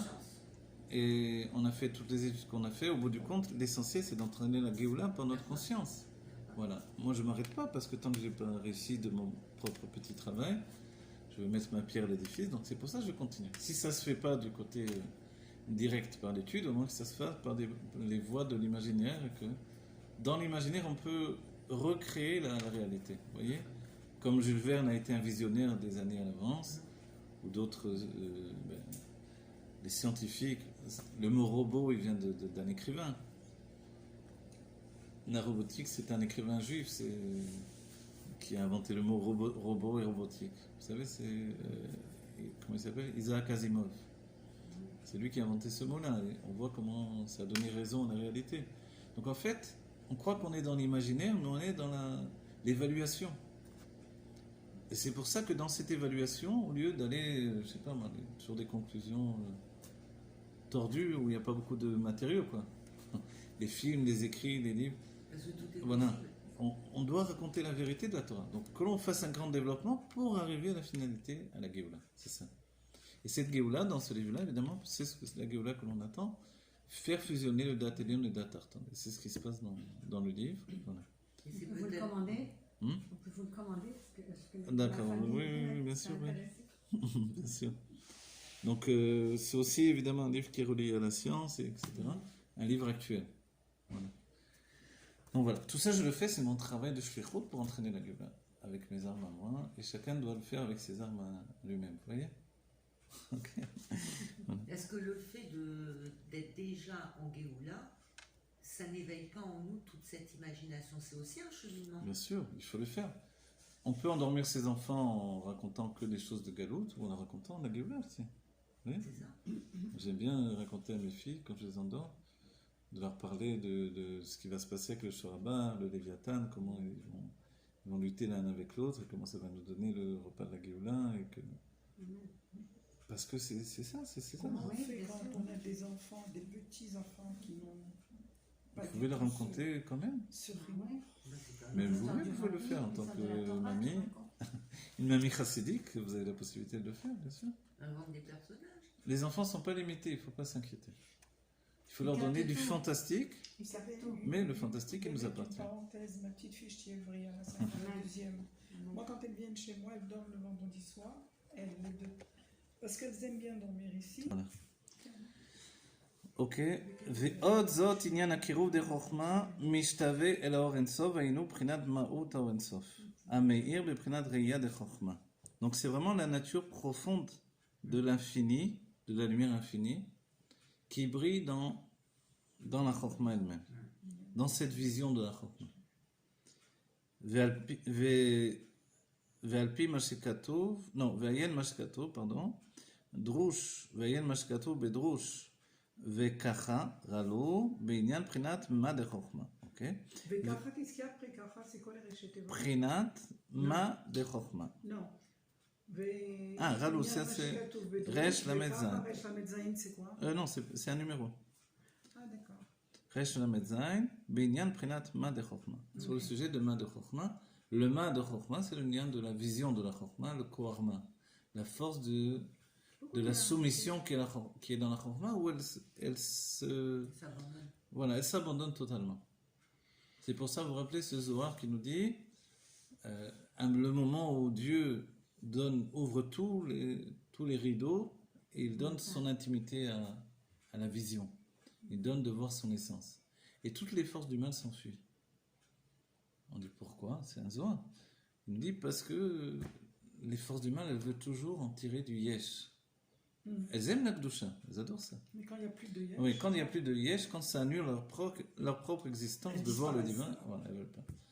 Tandis que nous, il y a ce lien de, comme il dit, Ani Mishtave, c'est-à-dire, il y a même la notion de. Donc, Mishtave, je me mets au même niveau, vous comprenez? Donc, le lien de l'Eid Batel. Je m'englobe et je n'existe plus à ce moment-là. Puisque je ne suis plus celui qui regarde, comme on a eu souvent cette expression-là, mais je suis celui qui est regardé. Mais je n'existe plus en tant qu'observateur, en fait. C'est une observation qui m'inspire, comme une grande flamme qui aspire la petite flamme. Vous voyez? Donc on est mishtavé dans Beikara le terme du Zohar, c'est ça, mishtavé Beikara de Malka. On n'est plus. On n'est plus, puisqu'on est devenu Dieu lui-même, on est dans Dieu lui-même. Et c'est une vraie conscience, en fait, il n'y a pas autre chose que ça. L'ego, il peut que disparaître parce que ça donne tellement le vertige que. Au-delà de tout, on est maintenant. Ouais. Ça s'appelle, dans le terme du Zohar, les stakla beikara de malka. Vous voyez? De regarder, les stakla, beikara dans le ikar, dans l'essence même de malka, du roi. Et il se donne à un certain moment. Et nos âmes, les âmes divines, elles ont un désir profond de ce que les forces du mal fuient. Et la Géoula, elle est dans cet ordre de vision-là. Comprenez pourquoi la Géoula, en fait, les guerres du Mashiach, elles précèdent la Géoula, forcément, dans cette optique-là. Donc c'est tout ce que l'on vit au quotidien, tout ce qui se passe dans le monde. Les contes de Dieu, on ne rentre pas dans les contes de Dieu, c'est lui qui sait ce qu'il fait. Mais au moment de la Géoula, justement, quand on voit Dieu, on est Dieu, c'est tout. On est englobé dans cette conscience divine. Et le miracle fait qu'il a désiré que notre date tartane ne disparaisse pas totalement. Voilà. Il reste avec la conscience du date Elion. Mais elle est soumise, elle est effacée. Voilà, mais il n'y a plus le yesh, donc il n'y a plus le sens de l'existence qui est nuisible, entre guillemets, parce qu'il n'y a plus de mal, il n'y a plus de tristesse, il n'y a plus de maladie, il n'y a plus de mort, il n'y a plus de... il n'y a plus cet aller-retour entre la non-vie et la vie, comme on a dit auparavant, le temps. Il n'y a plus qu'un mouvement, là, il n'y a plus de ratso. Justement, le temps n'est plus dans ce mouvement d'aller-retour. C'est un ratso ininterrompu. On s'élève de niveau en niveau. Voilà. Alors, c'est une articulation de l'infini. Exactement. Voilà. Comme on dira, une inspiration vers l'infini. Une inspiration, une fusion avec l'infini, dans cette notion vraiment de l'istakla begoufa de malka. Mais dans le mouvement. Voilà. Bon, Oui, il y a deux termes. Là, j'ai dit un autre terme aussi. Ouais, Zohar. c'est ça. Begoufa, là, j'ai dit. Mais C'est un autre, là, j'ai dit begoufa de malka. C'est un autre terme du Zohar. Là, vous avez dit Donc, Begoufa des Begoufa Malka. des Là, tout à l'heure, j'ai dit kara, là, j'ai dit goufa. Oui. C'est quoi? Parce que dans le Zohar, il parle de tout ça. Le goufa, c'est le corps du roi lui-même, d'un certain point de vue. Le Tanya le dit quand il nous donne l'image, si le roi est recouvert de 1000 habits, c'est quand même le roi. Mais tout de même, quand on voit le roi dans son intimité, c'est une autre chose. Bien sûr. C'est-à-dire que tout à coup, le roi vous invite chez lui, laisse. Oui, comme le rabbi l'a fait quelquefois. Vous êtes rentré en Yechidut avec le rabbi, et il y a des personnes qui sont rentrées, les masquerines qui demandent de sortir, le rabbi il dit laisse, ne les écoute pas. Et il vous garde dans son intimité. Ça, c'est le Ikara de Malka, et vous êtes à proximité du corps du roi, en fait. Et c'est unique. Donc en fait, c'est ce que l'on désire chacun d'entre nous. Il n'y a pas de plus grand désir de plus. En fait, n'oubliez pas. Alors, ces deux expressions, parce que l'une est plus raffinée que l'autre. C'est bien que vous demandiez d'un certain point de vue. Mais n'oubliez pas qu'auparavant, tous les exemples du Zohar et de la Kabbalah étaient de l'ordre du corps. Donc le gouf, c'est le corps. Dans les termes de la Gemara, ceci dit, la notion de gouf, c'est ikar et inyan. C'est pour ça que c'est interverti. C'est pour ça que je vous ai dit les deux, pour que l'enseignement soit complet. Mais c'est sûr que quand on dit ikara, il y a une notion de yakar également. Vous voyez en hébreu, yakar c'est précieux. C'est quelque chose de précieux. Mais en même temps, quand on donne l'image du gouffre, du corps, forcément on a cette idée de nudité aussi. Vous voyez, même si le roi tout à coup il est en pantoufles, en chemise de nuit dans sa maison, vous vous sentez quand même privilégié. Voilà, l'intimité du roi. Il dit tiens, prends un café, je te sers quelque chose. Si le roi il me sert, oui. Vous avez envie de le mettre sur la table. Hein. Et ça, c'est quelque chose de particulier. Et c'est cette intimité que l'on recherche. Parce qu'on la possède déjà. On ne va pas rechercher quelque chose qu'on ne connaît pas. On va dire pourquoi tu recherches ça. Mais comme des gens qui sont blasés de tout, bah, pourquoi faire pourquoi tu recherches ça? Mais parce qu'on l'a déjà en nous. Parce qu'on est Dieu et parce que tout est Dieu et qu'en réalité c'est un état de contraste voulu par Dieu, que l'on se ressente autre que lui et loin de lui, etc. Et vous vous rappelez le Samer Vav qui nous dit quand on crie vers Dieu parce qu'on se sent loin de lui, c'est parce qu'on est proche de lui. Autrement, on n'aurait pas envie de l'appeler. Et puis, quand quelqu'un est vraiment trop loin, il est de l'autre côté de la mer, ça ne sert à rien de crier, on sait qu'il ne va pas nous entendre. Mais quand on le voit, même de très loin, on sait qu'il nous entend, alors on crie. Donc en fait, ce désir même de proximité, il est dans une notion où on est déjà au-delà de cette proximité. On est lui déjà. Donc on réclame ce que l'on est. Vous comprenez? Ça, c'est merveilleux. Et c'est un sentiment qui dépasse tout. D'être dans l'intimité du roi. וכן המוחין אין בחינת מעלה בעצם מדרגתן לגבי מידות שאין השגה ודבקות ומידות ההתפעלות שחוץ לעצם. Okay. Et là, il nous donne maintenant une expression qui est en relation avec les sentiments. Les sentiments par rapport à l'intellect, les sentiments sont dans un état de séparation. Il nous parle de la chorma, c'est essentiellement le sujet de ce Pérec, ce chapitre-là. Mais quand on compare chorma et bina aux sentiments, on se rend compte que même la bina, elle est dans cet attachement à l'essence, que les sentiments n'ont pas. Pourquoi les sentiments n'ont pas d'attachement à l'essence? Parce que c'est justement leur qualité. La qualité des sentiments, c'est d'être en dehors de l'essence. Ils se ressentent exister. Les sentiments sont totalement les réceptacles. La bina, on va dire en termes peut-être poétiques, mais elle forge les réceptacles.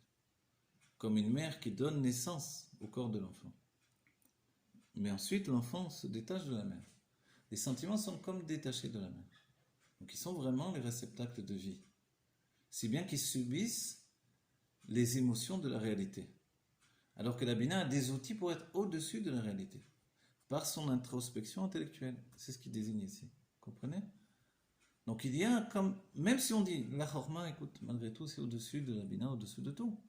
C'est vrai, mais quand tu prends Chorma et Bina, ce couple divin, qui est dans notre cerveau également, et que tu le compares aux sentiments, tu te rends compte que c'est Kodesh Kodashim à côté des sentiments. Et Kodesh Kodashim, ça veut dire séparer, même de la séparation. Vous voyez? C'est pas que je travaille sur moi pour me séparer de la réalité, c'est que c'est ma nature, je suis séparé, c'est comme ça. Comprenez? L'intellect donne cette chose-là.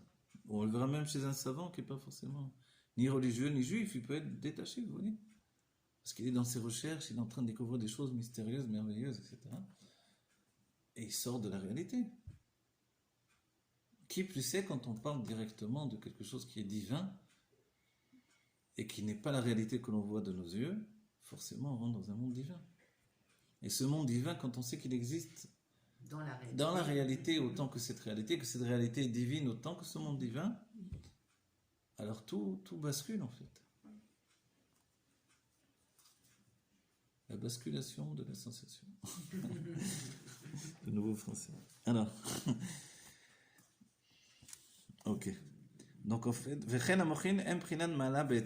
donc il y a une notion d'élévation. Les mochin sont considérés comme en haut, dans leur essence. Betsem adrigatam legabe midot, par rapport au sentiment, chez en asaga vedvekut, chez en asaga vedvekut, ou midot aitpaalut shechutz leetzem. Vous voyez, les sentiments, eux, ils ont justement cette faculté de l'itpael. Vous vous rappelez en français ce que ça veut dire? Voilà. L'émerveillement, mais aussi l'itpael, c'est on peut agir sur les sentiments, n'oubliez pas.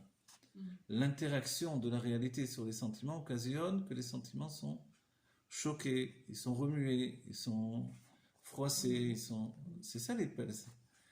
Nous on aime bien évidemment le traduire comme vous dites, c'est très bien, l'émerveillement.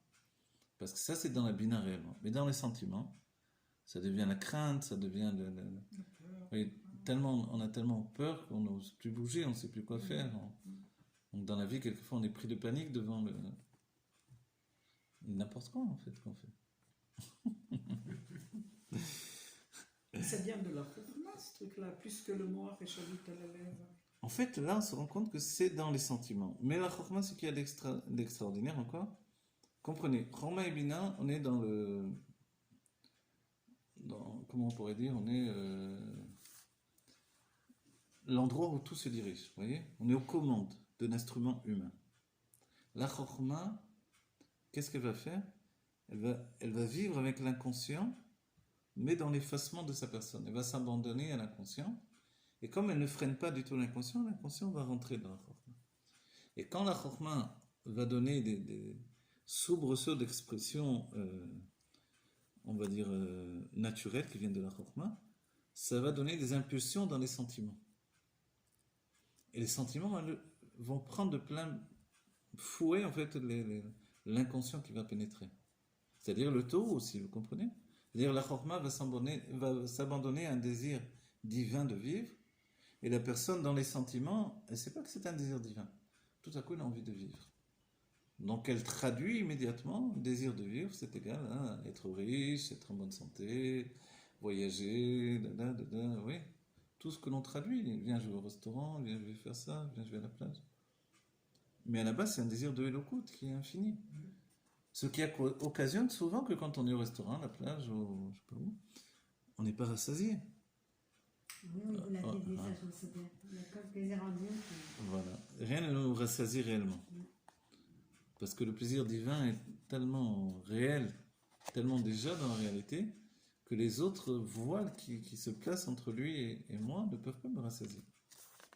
Donc c'est bien, vous voyez? Mais il y a un écran séparateur. Je ne sais pas comment vous dire, vous allez devant la mer, c'est magnifique, mais les vagues font un bruit, ça me casse la tête. Par exemple. Ou vous allez au restaurant, si on continue dans le bruit, il y a trop de monde, ça fait du bruit, il fait trop chaud. Après je me mets à l'ombre, il fait trop froid. En Eretz Israël, on ressent beaucoup les excès. Les excès, tout est excessif. Pourquoi en particulier ici? Parce que c'est la présence avec l'essence. Routsaret, c'est plus harmonieux, il y a ce côté un peu plus harmonieux. Oui? Mais on est un peu plus séparé de l'essence. Mais qui est séparé et qui est proche de l'essence dans ce cas-là? C'est pas Chorma et Bina, ce sont les sentiments. C'est eux qui ont froid, c'est eux qui ont chaud, c'est eux qui ont peur, c'est eux qui ont mal, c'est eux qui ont faim. Vous voyez? C'est pas qu'ils ont faim de nourriture uniquement, c'est qu'ils ont faim de... Dieu. Voilà. Les jeunes aujourd'hui vous diront, on a faim on a envie d'avoir du kev, de ci, de là, etc. Mais les sentiments, c'est pas nous. Si on s'identifie aux sentiments, c'est à ce moment-là qu'ils peuvent se jouer de nous. Alors voilà, est-ce que je suis les sentiments ou non? C'est la question qui suit, effectivement. On est en permanence On va avoir dans une l'identification. Non, Les sentiments, ils viennent de la Neshama, puis aussi peut-être de l'éducation qu'on a reçue. Ouais, mais c'est pas nous. alors voilà, nous sommes les sentiments et nous ne sommes pas les sentiments. D'accord. Les sentiments, c'est exactement le Da'at Tarton. Mhm. En vérité, dans Chorma et Bina, on a tout ce qu'il faut pour être dans le Da'at Elyon. C'est ça le secret. C'est le secret de la Chassidut Rabbah. Quand a été dévoilé la Chassidut Rabbah, il y a eu des accusations sans fin à cause de ça. Parce qu'on a les outils tout à coup d'être dans le Da'at Elyon. Alors que nos sentiments sont encore dans le Da'at Tarton. Donc la promesse de l'Admorazaken, c'est que c'est un chemin long et court. Petit à petit, les sentiments vont rejoindre l'intellect. Et c'est petit à petit, ça a pris quelques siècles en vérité. Pour les grands chassidim qui avaient une abnégation totale et une avdala totale avec leurs sentiments, une séparation avec leurs sentiments, tout de suite ils étaient dans l'intellect, donc dans Da'at Elyon. Donc la réalité pour eux était... Ils n'avaient pas les deux. Ils n'avaient n'avaient pas pas les la deux. de la Non. Tarton et de Elion. Non. Alors, eux Ils aussi, se ils avaient- coupaient des deux. C'est pour ça que l'Admorazaken donnait une Torah où il y avait beaucoup de privation, Ouais. de Hitkafia. Compte tenu que notre travail est plus difficile, Non. mais plus en relation avec ce que nous sommes aujourd'hui, Mais l'élévation. on doit conjuguer les deux. Voilà. Vous voyez? Donc cette éternelle jeunesse que l'on a en nous, elle est aussi de ça, cette envie de vivre. Les jeunes ont envie de vivre, c'est nous les jeunes, c'est pas des autres. Qu'on regarde, on est les vieux. D'accord? Cette envie de vivre, c'est ce qui caractérise les sentiments qui sont jeunes, vous voyez, pour toujours. Bah, notre éternité. Voilà. Et l'éternité qui viendra des sentiments. Mais les sentiments, quand ils vont devenir Chorma et Bina eux-mêmes, dans la Géoula Matidou Shlema, ils vont entraîner une jeunesse éternelle. Et qui s'appelle l'arbre de la vie, l'arbre de la vie éternelle? Ce sont les sentiments. Comment les Qui sentiments s'appelle deviennent- Etz HaChaim? C'est les sentiments, c'est Zerampin. Mhm. C'est pas Chorma et Bina. Vous comprenez? Donc la vie éternelle ne vient pas de l'intellect. L'intellect est déjà dans une vie éternelle de l'âme. La conscience de la vie éternelle au sein du corps doit venir du Etz HaChaim, des sentiments. Et c'est ça qui est extraordinaire. Parce que les sentiments sont vendus à la matière organique, sont vendus au kev de la vie quotidienne. Oui, c'est sababa, achi, etc. Ce que l'on vit ici en Israël est très accentué. Ce sentiment, donc, il est... C'est le sentiment qui est en exil. Alors. Mais c'est vrai qu'on ressent, les sentiments sont en exil, ces sentiments doivent être délivrés, c'est eux qui ont été délivrés à la sortie d'Égypte. Et aujourd'hui, les sentiments doivent accueillir, d'un certain point de vue, la délivrance qui se trouve dans l'exil, la Géoula qui est dans la Gola. Ouais. C'est pour ça qu'il faut aimer également l'Israélien, la terre d'Israël, et la rencontre directe avec les sentiments. Et la rencontre Direct avec les sentiments. Quand on vient de Chutz La'aretz, on est plus dans un monde intellectuel. Bonjour monsieur, au revoir monsieur. Voilà. Oui. Mais c'est pas le Achei mon frère, etc. Comment tu vas? Ça dans le Chutz La'aretz, c'est plus peut-être les Arabes qui parlent comme ça. Cette rencontre immédiate avec la famille juive, c'est une rencontre sentimentale, c'est pas intellectuel du tout. Et on le vit essentiellement qu'en Eretz Israël, c'est-à-dire de 24 heures sur 24, à chaque instant, dans Mais tout. ça veut dire quoi, libérer les sentiments? Libérer les sentiments, c'est leur donner d'être eux-mêmes, avant tout. C'est une spontanéité du C'est cœur une spontanéité qui n'est qui pas... passe pas par le sérel, Alors voilà. qui libère le sérel du cœur. Alors je vais vous dire, c'est une grande question. Il y a des écrits entiers de la Chassidut sur ça, dans l'Admor Saïd, dans les écrits du Rabbi, en conclusion, etc. Les écrits sur le travail de la Ménorah du Beth Amikdash traitent de ce sujet-là. Donc en fait, libérer les sentiments, le Rabbi, l'Admor Saïd nous dit c'est de l'intellect qui doit libérer les sentiments, c'est l'enseignement de l'Admor Zaken. Mais le Rabbi nous dit que c'est difficile parce que l'intellect et les sentiments, c'est deux mondes totalement différents. Et en fait, c'est parce qu'il y a dans l'intellect, dans la bina, la naissance des sentiments. Il y a une part des sentiments de la Bina qui permettent de libérer l'intellect. Alors c'est pour ça qu'il a écrit vous aviez un cœur de pierre, Voilà, je vous donnerai un je cœur vous de donnerai un chair. cœur de chair. Exactement. C'est-à-dire qu'en fait, en fin de compte, c'est notre cœur qui va être complètement délivré et raffiné.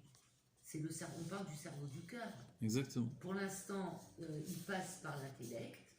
Il y a, comme dit le Rabbi Rayatz, il y a des câbles qui sont tendus entre l'un et l'autre pour qu'il y ait une communication. Et ce qu'on doit libérer, c'est notre cœur. Exactement. Donc en fait, quelquefois on peut se dire, mais je comprends quand même l'aspect de la Géoula, je comprends ce que c'est. Par l'étude, j'y accède et je comprends pas. Par contre, pourquoi ça ne devient pas une réalité chez moi, hein, que j'entraîne pas la Géoula pour tout le monde? Pourquoi il y a en moi Dat Elion et Dat Arton, Dat Elion dans mon intellect, et Dat Arton, la conscience inférieure dans mes sentiments? Alors c'est tout le secret des choses, c'est que les sentiments doivent accéder à leur propre Géoula, mais par le biais des sentiments de l'intellect. Vous voyez? C'est pour ça qu'une Torah qui ne serait qu'intellectuelle ne pourra pas non plus m'apporter la libération. C'est ce que dit le Rabbi. Il faut une Torah, voilà, qui est intellectuelle, certes, parce qu'il n'y a pas d'intellect, il n'y a pas de datélion, mais qui porte en elle-même les sentiments, l'humanité. Vous voyez ce langage qui parle au cœur. Donc, C'est-à-dire, j'aime la Torah, mais j'aime la vie. Qu'est-ce que tu veux? L'intellect, c'est la Chorma. Oui. Et le cœur, c'est la Bina. Le cœur, Dans c'est Chorma le et cœur Bina, il y a déjà carré. ces deux niveaux-là. Voilà. Et la fusion des deux, c'est le Da'at. Et Dans la Géoula, les sentiments vont s'élever au niveau du Da'at. Donc, la Chorma, qui est l'intellect, elle va donner la pulsion au cœur de ressentir et l'ordre également. Donc, elle va donner une direction. Et ce qui va permettre au cœur de se libérer et de pouvoir exprimer ce qu'il est véritablement. Exactement. Très bien. Très bien. Donc en fait, il y a ce qui s'appelle Aliyat Haolamot, ou, vous savez cette notion-là, vous l'avez étudiée, ou on l'a étudiée, je ne sais pas, je ne me rappelle plus.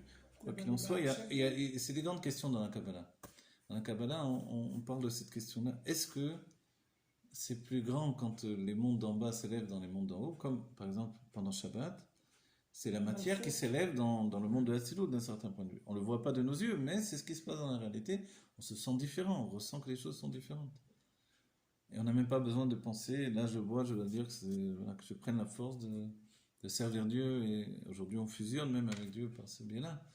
Mais dans Shabbat, c'est au-delà de toutes les pensées. C'est directement, on est en relation avec le monde de Hatzilut.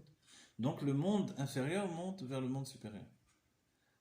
Mais il semblerait, selon la Kabbalah, et même la Chassidut évidemment, que lorsque les mondes supérieurs descendent dans les mondes inférieurs, c'est encore plus grand. Vous voyez? Quand les mondes supérieurs descendent dans la situation ici-bas, c'est encore plus grand. Et en fait, on se rend compte que c'est les deux à la fois. Mais c'est un ratio Voilà. constant.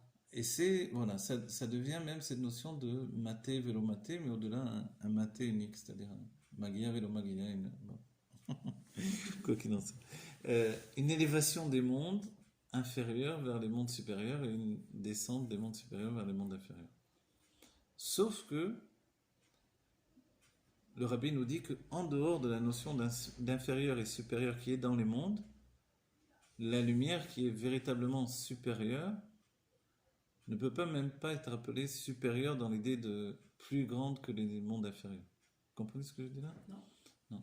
C'est-à-dire que le véritable supérieur n'est pas à codifier dans la notion de plus grand que l'inférieur. C'est-à-dire que le Or En Sof, dans sa racine spirituelle absolue, il n'a aucun rapport avec les mondes. Dans les mondes se trouve le Or En Sof dans des niveaux supérieurs et inférieurs du Or En Sof. Mais un Or En Sof, une lumière infinie qui est totalement en dehors des mondes, elle n'est même pas inclue dans cette définition de supérieur ou inférieur. Elle est tellement supérieure qu'elle ne peut pas rentrer dans la catégorie de supérieur ou inférieur. Est-ce qu'on peut parler de supérieur et inférieur dès le moment qu'on retrouve le prat? Alors, tout est inclus dans tout, et puis il n'y a plus de séparation dans rien. A priori, vous avez raison, si ce n'est que Dieu a décidé également autrement. Non, mais ça, voilà. On a cette notion peut-être en exil. Alors, mais non, regardez, justement. Est-ce qu'on a cette conscience de la séparation qui est le tout? Alors, dans la Géoula, il n'y aura pas cette notion de séparation, mais il y aura la notion d'un appel vers le niveau supérieur, qui sera une élévation constante, de niveau en niveau, qui fera que dans les niveaux d'exploration intérieure qui sont dans ma vie, j'aboutirai et j'avancerai encore dans la Géoula. Je vous donne une image qui est importante, parce qu'on peut tous s'effrayer de la Géoula d'un certain point de vue, dans l'idée statique de la Géoula. La Géoula arrive, tout est beau, tout le monde est beau, tout le monde est gentil, ok, super. Et on fait quoi après? Oui, il y a une certaine crainte de l'inconnu. On fait quoi? Qu'est-ce qui va se passer? Alors certaines personnes leur disent on va étudier toute la journée. Ça leur fait peur. Ça fait peur, j'ai étudié toute la journée. J'ai envie d'aller m'enfermer dans un collège. Mais on n'est plus dans des études de livres. Voilà, il faut leur expliquer que non. Oui. Comment c'est, etc. Mais quand même, l'idée, qu'est-ce qu'il en est de ma personnalité, quoi? Il faut leur expliquer que leur personnalité ne disparaît pas. Elle va grandir, elle va aller jusqu'au bout, elle va s'aventurer, elle va découvrir. Oui, tout cet état-là, s'il est figé dans une niveau, tout est Dieu et je ne bouge pas, non, c'est pas du tout ça. C'est pour ça qu'il y a plusieurs aspects. Il y a le corps, il y a l'âme, et l'introspection infinie de l'âme qui ne s'interrompt pas, au contraire. C'est une nouvelle aventure. Voilà, une nouvelle aventure avec des cartes qui n'ont jamais été données au monde depuis le début du monde. Même Madame Arishon dans le Gan Eden, qui avait des cartes a priori semblables, c'était des cartes bien inférieures à ce que l'on va obtenir. Donc c'est une proximité avec le roi monde qui fait que nous-mêmes on est à ce niveau de roi monde et on va projeter l'équipe, on est 36%, et on va se projeter dans une aventure intérieure absolument dans le bien absolu. Il n'y aura plus de notion de mal et de lutte pour faire briller la lumière dans l'obscurité. Il n'y aura plus d'obscurité. Il n'y aurait même plus de notion de bien, puisque ça serait comme ça. Ça va être le bien absolu. Alors, sera le rabbi, vous savez que... Il faut bien Voilà. l'exprimer d'un certain point Mais de j'ai vue. bien compris, mais ça veut dire Voilà, que... mais c'est un bien absolu. C'est-à-dire que dès que s'enclenche l'état de Géoula définitive, on rentre dans un niveau de bien absolu, et ce bien absolu ne va pas réfréner une aventure intérieure passionnante, mais passionnante à un niveau bien supérieur à tout ce que l'on a pu connaître. Voilà. Parce qu'on a une personnalité, et Dieu a investi dans cette personnalité. Mais on a goûté à notre personnalité, on n'a pas été du tout au bout. Comprenez? Chacun a une Bien au aventure contraire. intérieure, mais qui est infinie. On n'a pas du tout été au bout de cette aventure intérieure. Ne serait-ce que de découvrir, on va voir devant nos yeux, à Triatametim, tous ceux qu'on a été dans les vies précédentes. Wow. Mais on va pouvoir accéder également à la vision de toutes nos vies. On va dire, peut-être qu'aujourd'hui on peut le faire par hypnose. Donc c'est sûr que si aujourd'hui on peut y accéder par hypnose, donc dans la Géoula c'est bien supérieur à ça. C'est que dans la Géoula on va être le maître des choses. C'est pas que je vais me faire hypnotiser par quelqu'un qui va me donner... C'est déjà bien, pas mal, bravo, mais c'est rien. C'est une goutte dans l'océan. Par rapport à la liberté absolue de vivre des choses dans le passé, le présent, le futur, on est Dieu finalement, dans la notion de l'éternité de Dieu. Aya ove veye kechad. Et ça, pour l'instant, on n'a pas vécu.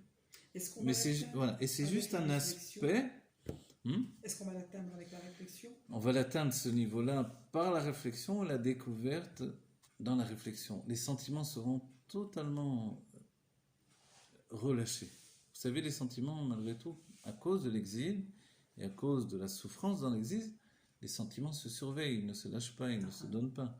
Et puis il y a le tikkun que l'on a apporté aux sentiments nous-mêmes, la réparation par l'intellect des sentiments. Okay, mais quand la Géoula se dévoile, on pourra accéder aux émotions primitives divines que l'on avait et qui n'entraîneront pas l'Ashurat HaKalim. Comprenez? Ce sera vraiment l'infini dévoilé. C'est ça l'arbre de vie. Un exemple d'une émotion divine qu'on avait, par exemple, quoi? Quand vous parlez d'émotion. La joie, par exemple. Ah, la véritable joie. La véritable joie. Aujourd'hui, quelle que soit la joie que l'on éprouve, on a toujours une petite ombre, une petite... Dans la Géoula, c'est terminé. Oui. Le plaisir, il sera ininterrompu. On sera dans un état de plaisir absolu constamment. Donc on ne va faire que rajouter au bien-être. Et ça, c'est inconnu. Ça n'existe pas dans la réalité humaine pour l'instant. Et c'est là où on comprend que la Géoula ne peut pas être remplacée par autre chose. Elle est un état absolu de bien-être. C'est pas le nirvana, on va dire immobile, c'est vraiment une aventure de l'âme qui commence, qui débute. Mais on devrait danser. Voilà, la joie de Purim, c'est tout ça. Et alors, ce que l'on est. C'est magnifique. Donc, il faut parler de ça. C'est ça ce que le rabbi a demandé, de parler de la Géoula pour qu'on se rende compte de ce qu'est la Géoula. C'est-à-dire, voilà, c'est toujours aussi choquant quand on va à un cours, même le Chabad, des Méchéris et tout Non, mais ça. faut pas y aller maintenant. Les expressions, mais attends, d'un autre côté, Ouais, il y a pas de côté. on a Moi, besoin, je veux dire. Mais c'est-à-dire qu'il faut faire très attention quand on parle. Alors, il faut Quand avoir on le transmet souci le de. cours. Il faut avoir le souci de rentrer l'autre en Géoula. Et De comment quoi je vais corriger tout le temps la personne. Moi, je me dis, elle va me foutre. Non, pas du tout. Qu'est-ce que tu as entendu וכן המוחין אין בחינת מעלה בעצם מדרגתן לגבי מידות שאין השגה ודבקות ומידות התפעלות שחוץ לעצם וגם שאין בבחינת ייחוד והגם שאין בבחינת ייחוד הרי זה על דרך חיואי וגרמואי ומלכות היא בחינת מיתה בהגילוי, מטה בהגילוי, ou BSM Madrigata. Ok, attendez, je regarde dans le texte précédemment parce que sinon. Aussi. Ah oui, on a sauté un petit passage important. Ok, et les voyages, elle est venue, truc machin. Ok, eh bien on le fera la prochaine fois ce passage. On a fait déjà le Kitsur en avance, on le fera à la fin juste la prochaine fois. Voilà, on parle des Midot, on va découvrir encore plus. Alors, la prochaine fois, si Dieu veut, on parlera encore plus des Midot. Merci infiniment. Bon, merci à vous, que Dieu bénisse chacun en particulier, quelques des brachot. Ce qu'on comprend, c'est vrai qu'il faut parler de la Géoula, pour pas qu'on en ait peur, parce qu'on a tous peur de la Géoula, parce qu'on a tous peur de l'inconnu. Voilà. On ne doit pas en avoir peur dans l'idée, dans tous les aspects de notre être. D'accord? Peut-être qu'il y a un aspect qui le désire, mais un aspect qui s'inquiète quand même. Oui. Comme il dit le Rabbi a dit que t'inquiète pas pour ta basta, quoi. Oui. La personne a travaillé toute sa vie pour faire son entreprise, arrive la Géoula, qu'est-ce qu'elle fait maintenant? Son rêve a disparu. Donc, toi, tu vas continuer. Si tu voulais faire des magasins d'habits, tu vendras des habits pour la Géoula. Comment ça, le rêve, ça peut être d'avoir un magasin d'habits, on nous propose l'infini. Ah non, voilà. Mais il y a ça, chacun selon ses kélim, c'est pour ça que les sages donnent des images. Ils nous disent à la Géoula, il y aura Triatametim, alors il y aura beaucoup à faire pour les couturiers qui vont habiller tous ces gens-là. Il y en a qui ont dit oui, mais les couturiers aussi vont se lever à Triatametim, il y aura beaucoup de concurrence. Rassemblement des aiguilles. Mon fils, t'inquiète pas, tu auras du travail dans la construction. Voilà. Et voilà. Et les sages ont quand même dit qu'il y aura des habits sur les arbres, il y aura des sandwichs sur les arbres, il y aura tout, etc. Donc dans l'idée, c'est quoi cette idée-là? C'est qu'en réalité, celui qui veut se consacrer uniquement au dévoilement de l'Aïlokot, il le fera. Il n'aura à se soucier de rien. Et celui qui a encore un besoin de travailler dans les Levushim, même dans la Géoula, ce sera sa part de Géoula ou son commencement de Géoula, il le fera également, c'est pas grave. Vous voyez? Donc chacun aura son rêve, c'est ce que le Rabbi a dit à chacun. Chacun aura son rêve dans la Géoula, c'est pas grave. Pourquoi son rêve? Parce que c'est. Non, voilà, ses rêves, mais son rêve, voilà, ses rêves si vous voulez, oui.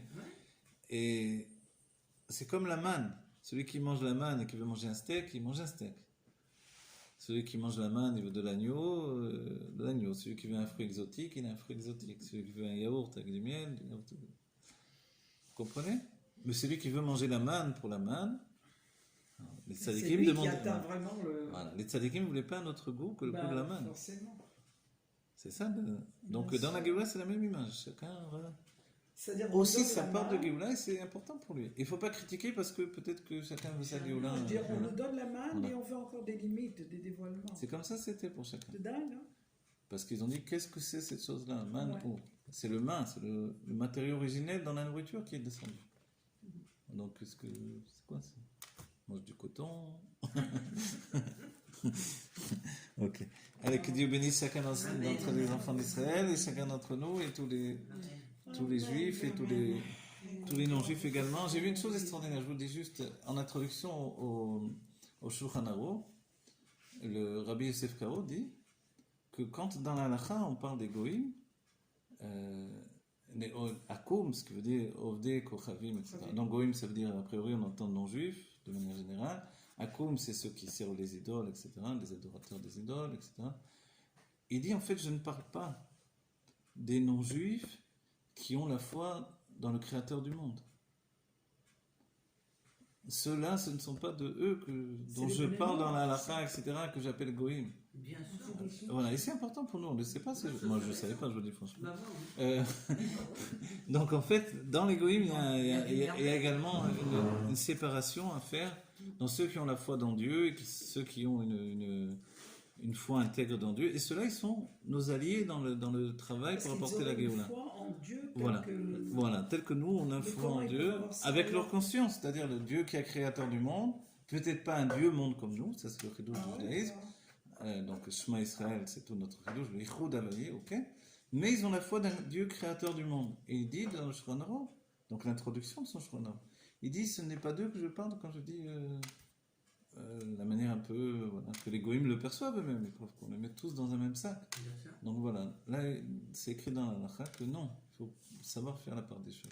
Voilà, donc eux aussi auront part à cette Géoula, parce qu'ils ont la foi dans Dieu, un Dieu véritable qui est le créateur de tout ce qui existe. La notion du judaïsme, c'est la fusion avec ce créateur, qui fait qu'il n'y a pas d'existence en dehors de lui, et que, etc. Mais de toute façon, il a fait que les peuples du monde viendront tous au Voilà. Beth Amikdash. Donc on Voilà, comprend quand bien tous que vite, que on se les retrouve peuples avec le du Rabbi monde, c'est Melech Dieu HaMashiach, aussi. voilà, Ils dans ont la fait Géoula quelqu'un Mikdash Shema, au Beth Amidash Ashlishi, ça va fait de Barzel, Ichi Adonenu, Morenu, Rabbeinu, Melech Mashiach, Olam. Voilà, que l'on soit tous bénis de la source de la bénédiction, que l'on s'accorde soit chacun de nous, que l'on soit porteur de tous les bienfaits de la vie, et qu'aucune maladie ne puisse entacher en fait notre vie éternelle. Voilà, la maladie c'est toujours une maladie de l'âme, donc que l'on ait une vie éternelle dans notre âme et la jeunesse éternelle et le bien-être qui se propage et que l'on brille d'une lumière qui se transmette aux uns aux autres immédiatement. Amen. C'est bon. Amen.